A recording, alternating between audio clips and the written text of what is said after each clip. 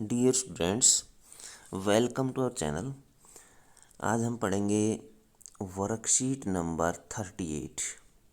सामाजिक विज्ञान की वर्कशीट है, कक्षा 7 की वर्कशीट है। ईश्वर से अनुराग।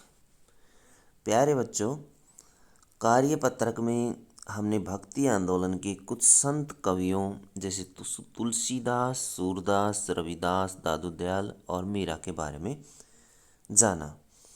आइए आज हम शंकर देव और कबीर के बारे में जानें।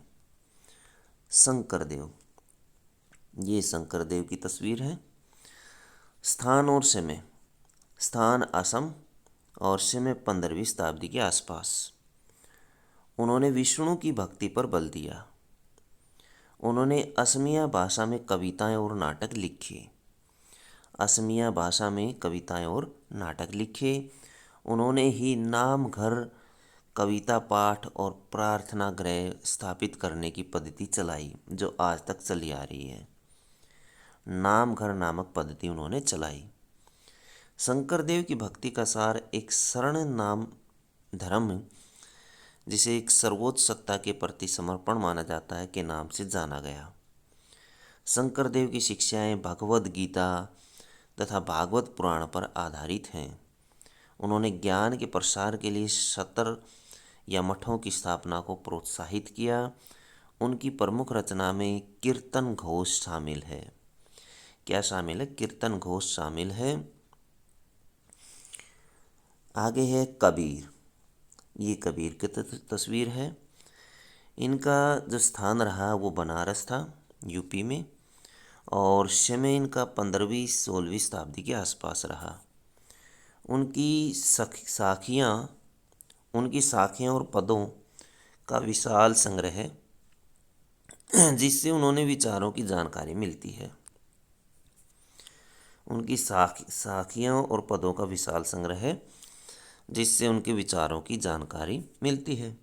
कबीर के कुछ भजन और साखियाँ गुरु ग्रंथ साहब, पंचवाणी और बीजक में संग्रहित एवं सुरक्षित हैं।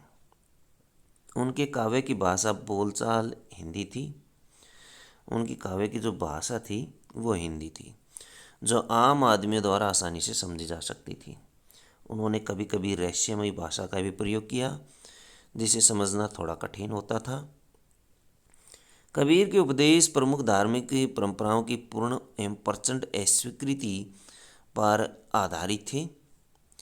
उन्होंने उनके उपदेशों में विभिन्न धर्मों की आडंबरपूर्ण पूजा के सभी रूपों का मजाक उड़ाया गया। कबीर निराकार परमेश्वर में विश्वास रखते थे। उन्होंने यह उपदेश दिया कि भक्ति के माध्यम से ही मोक्ष यानी मुक्ति प्राप्त हो सकती है। हिंदू तथा मुस्लिम दोनों लोग उनके अनुयायी थे। भक्ति संतों का एक महत्वपूर्ण योगदान संगीत के विकास में था। बंगाल के जयदेव ने संस्कृत में गीत गोविंद की रचना की, जिसमें हर गीत एक विशेष राग और ताल में रचित है। संगीत पर इन संतों का एक महत्वपूर्ण प्रभाव भजन, कीर्तन आदि का प्रयोग था। इन गीतों ने जो भावात्मक अनुभव पर बल देते हैं, जनमानस को ज़्यादा आकर्षित किया। निम्नलिखित प्रश्नों के उत्तर दीजिए जो वर्कशीट से संबंधित हैं। प्रश्न नंबर 1, शंकर देव ने कौन सी पद्धति चलाई? देखिए, हमने ऊपर देखा था कि इन्होंने पद्धति चलाई थी नाम घर पद्धति।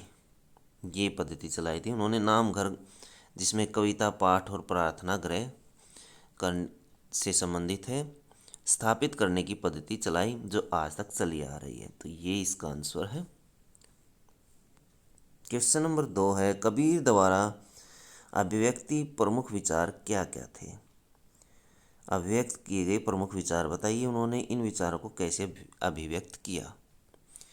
तो अभिव्यक्ति के जो विचार थे कबीर के, हमने देखे। कबीर जो थे, उन्होंने प्रमुख धार्मिक परंपराओं की पूर्ण और प्रचंड स्वीकृति पर आधारित थे। उनके उपदेशों में विभिन्न धर्मों की आडंबरपूर्ण पूजा के सभी रूपों का मजाक उड़ाया गया। उन्होंने कबीर निराकार परमेश्वर में विश्वास रखते थे और उन्होंने उपदेश दिया कि भक्ति के माध्यम से ही मोक्ष प्राप्त किया जा सकता है। तो ये इनके विचार थे। 1 2 3 4 चारों पॉइंट आप इसमें लिखेंगे। गीत गोविंद की रचना किसने की? प्रश्न नंबर 3। यहाँ से जयदेव ने संस्कृत में गीत गोविंद की रचना की थी। बंगाल के रहने वाले थे। गीत गोविंद की रचना इन्होंने की थी। कबीर के किसी एक दोहे को गाकर अपनी कक्षा के व्हाट्सएप ग्रुप में ऑडियो मैसेज भेजें। गतिविधि 2। कार्य पत्रक 37 और 38 में बताए गए भक्ति संतों से जुड़े अक्षेत्र भारत के राजनीतिक मानचित्र पर नामांकित करें। ऊपर जितने भी बताए गए हैं भक्ति आंदोलन से संबंधित संत और कवि तुलसीदास, सूरदास, रविदास, दादूदयाल, मीरा, और 2 को यहाँ बताया गया शंकर